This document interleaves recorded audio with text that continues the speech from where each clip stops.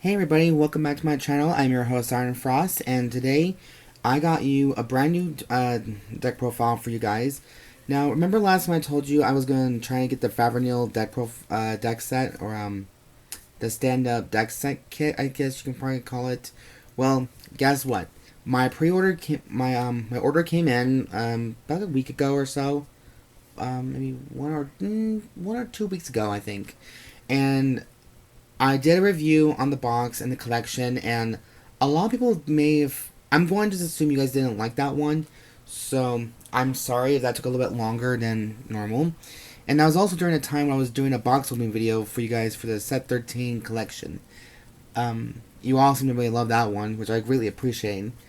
And I'm hoping to get more stuff for it because I want to try and complete the Set 13 collection before the new season of Vanguard, Vanguard Divine, is going to be coming out. So, in this video, we'll be doing a Favrneel deck profile video. And the owner of this deck is from Vanguard, Cardfight Vanguard Deer Days. And his name is Kanji Meguro. Not Meguro. Not Meguro. Yeah. So, I think we all know who I'm talking about anyway, so you all get kind of an idea. So, his main unit, this deck is very strange to me personally because you don't Persona ride on top of Favrneel. His own skill is completely different, so you only run one copy of him. Okay? Noted. But a little quick backstory to Kanji. Kanji is the owner. Shit. Maybe I probably should just look up on Google for 1 second, guys. Let me hurry and let me actually look him up because I even myself was a little bit lost. Oh yeah, Kanji Meguro. Okay, found him. Okay, so the only information I can gather from this part here is Kanji Meguro is a character from the game Cardfight Vanguard Deer Days, president of Berserk, a national card shop chain. His overwhelming charisma commands respect from everyone around him. Now, what that kind of tells me is that he values power over friendship, pretty much. Just like My Little Ponies, think about the magic of friendship. Well, this one comes from the power itself. So, that's what I feel like is a problem. So, if the story mode is confirmed, he and Yuki had a car fight. She beat him the first time. But the second time, when he wanted to do a refight, I guess you can say, well, he basically whooped her ass, pretty much. And then he started mocking her. He started to mock her and belittle her in a way. So this reminds me of every single card fighter and Yu-Gi-Oh players all know that value nothing but power and think about they're better than everybody else and their ego. So, and then eventually, once he got beaten by Yuki the third time, I think, the final round at the very end of the story, he realizes what his mistake was, and in order for him to redeem himself, he needed to go to the card shop that Yuki and her brother were playing, and her friends were playing, and then try to learn the friendship all over again, because apparently, he is once a friend to the shop owner in the game, who plays Flagberg. So that's just a small little quick backstory for you guys on his end.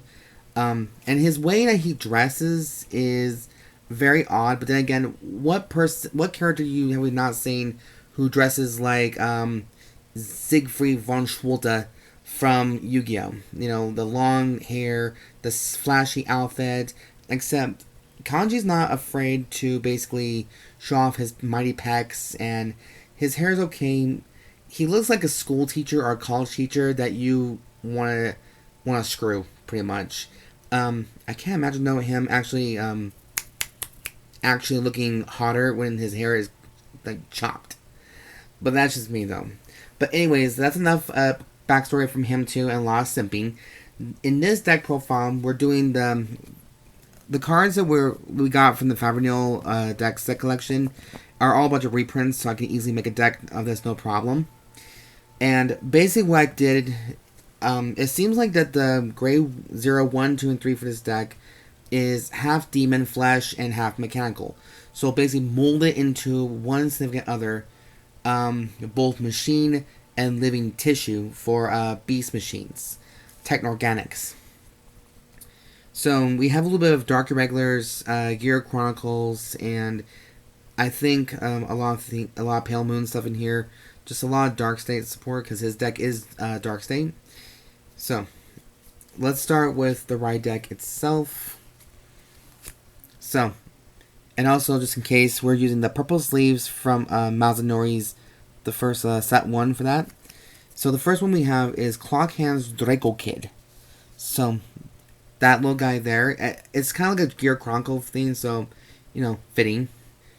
And of course, we have Divigating Choppa. Get into the Choppa, as one of the singers always says.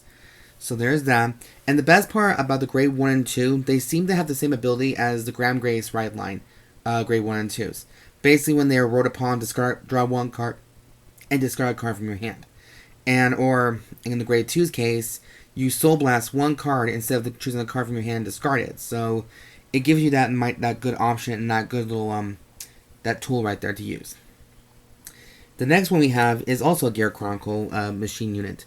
It's called Gear Rhinos of Barreling Impulsion. So, there's that. And then finally, you only need probably 1 copy of this card. And honestly, I'm a little bit confused by this. They did why they did this. But, next one for grade 3 is Purgatory Dragon Deity Favrneel. So, I'm going to read his effect because this is my first time actually holding him. I know he got an original print as a frame rare in Japan. And I think back then he was very expensive to get. And now, because he's being reprinted as a common, he's very easy now to access to get, so there we go. But his skill is different. Now, there's continuous effect the very first top, because apparently this guy has 4 effects.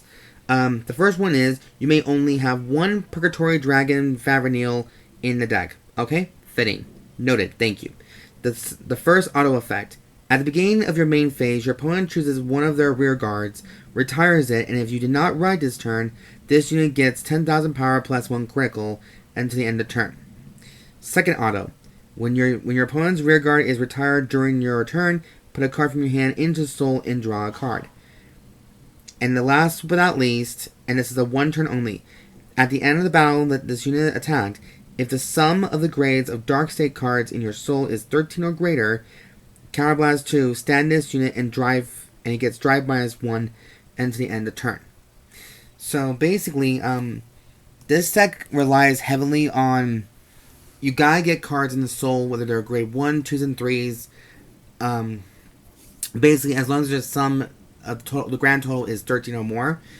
The grades, by the way, so doesn't matter how many cards you can put in Soul. It has the same like a Barrel Magnus ability, minus the sum part. So it could be any Dark State unit in this deck here. This whole deck is all Dark State, so that's not a problem. But his skill can only go off if you have 13 or greater units with the grade sum that's 13 or more in order to activate that last skill. But that's why we have the first 2 skills. Yeah. So I'm going to tell you why that I have these cards. Like I said, this deck is a mix of machine and living tissue, pretty much. So we got 2 machines and what I consider them living tissue. You know, they're demons. Some of them are just demons, but this is it. Okay, so that is the ride deck. Now, the main deck I chose, by the way, you guys, I heard on Twitter and everywhere else that they're starting to rechange the ruling from only having 46 cards in the deck to have a full 50, and then you have additional 4 cards in the ride deck. So, can that be confirmed? Absolutely. Now, let's start with the trigger lineup as well. So, of course, you know me, I like to stick with my normal triggers that I feel comfortable playing with. So, I'm playing two copies of Steam Scara Mal-Nigal, 1 copy of Uania, and 1 copy of Eufha in case your opponent's Vanguard has this restand ability. And of course, let's not forget we have Riley. 2 Rileys for drawing, just in case. I know people can play 4 draws and 8 crits if they so choose to, but why we make that little as much of a sacrifice? So 7 criticals. We have 3 copies of Living Breath Dragon, which, you know, since our main boss monster in this deck is Abyss Dragon, you need to have Abyss Dragons, demons, but also some gears as well. Speaking of gears, we have 4 copies of Steam Deviant Dragon for the extra soul ability, 2 copies of Diabolos Gold Natalia, because the 20k shield is essential in my eyes. The last one for the overtrigger choice is Terrifying Wicked Dragon King Vamfrieze. That's what I personally feel like this is a good deck for. You guys can use Galgmahel. Galgmahel and Vamfrieze have the same ability when it comes to like plus 10,000 power, plus 1 critical to the end of a duel or end of a fight. But the overtrigger is like whatever, pretty much. So that's my choice of triggers. I have a hard time saying these shit today. I guess because I was working. And yes, if you all want to know, I am using the Favrneel sleeves for all this. So, and I think it's very beautiful. That's what I personally feel like, and I like it very much. Now, believe it or not, this deck doesn't really many grade 1s in the deck. I think it relies more on grade 3s, which something that Morikawa would love to have, because he's an idiot. But I'll show you the support that that we can use for this deck here. So we are using 4 copies of Brainwash Swirler, because he did come in as a common in the deck set for Favrneel. So obviously he's a good choice to play at 4. And personally, I think you need more soul to complete what you need to do for Favrneel. But he also gets plus 5,000 power for every time a soul charge is occurring or transpires.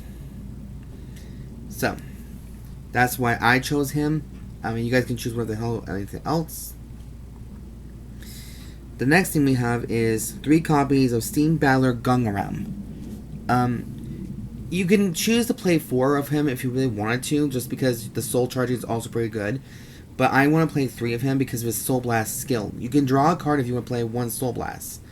And since it's only 1 turn, there's no problem with that. But I think you want to keep some cards in the soul in order to activate Favrneel's skill. That's what the goal mindset is.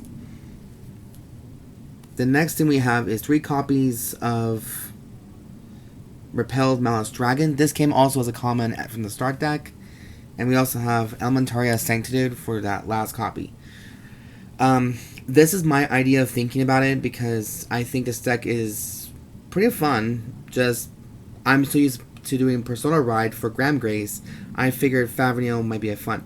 But if I really wanted to be that petty bitch, if I really wanted to, I could just play 4 copies of Favrneel just for fun and see what would have been happening if that effect did not go through.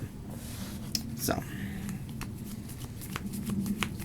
okay, that's the grade 1 lineup. Now, the grade 2, I think the only thing you could definitely use is 7, because I'll tell you why. We are using 4 copies of Squalid Freaks, and Squalid Freaks' skill is that it's both soul effect. So if you do not ride this turn, this card gets plus 2 grade.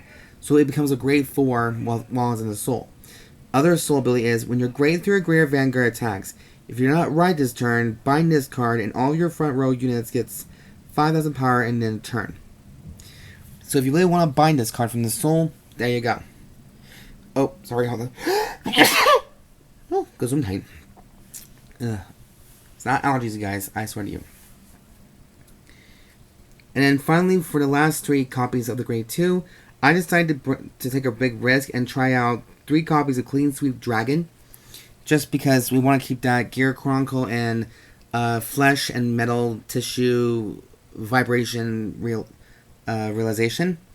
Now, I think this is maybe a good choice. I know everyone can say, well, you don't really need Clean Sweep in the deck. But it's just a good precaution, because there are some cards in here that will help you do Persona Ride. And we'll get to those in just a minute. But, yeah, he's in here just as a backup plan, as a contingency, if it goes that far. So, that's why they're in here for. For grade 3s, we are actually playing 12 grade 3s in this deck.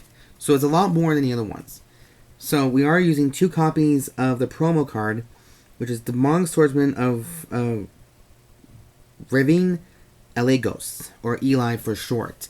Now, this is the card that is grossly overpriced. I believe he can be like less expensive and easy access for everybody.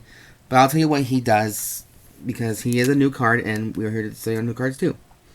When this unit attacks a Vanguard, if you have a Vanguard with Favrneel in its card name, put one other rear guard into Soul.